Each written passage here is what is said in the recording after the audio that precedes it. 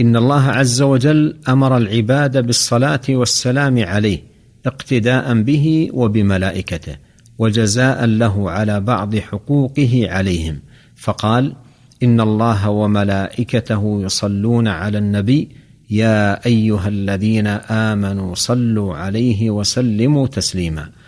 وكلما ازداد المرء بصيرة بشمائله وقوة في معرفته ازدادت صلاته عليه وحسنت. ولهذا كما يقول ابن القيم رحمه الله: كانت صلاة أهل العلم العارفين بسنته وهديه المتبعين له عليه خلاف صلاة العوام عليه، الذين حظهم منها إزعاج أعضائهم بها ورفع أصواتهم.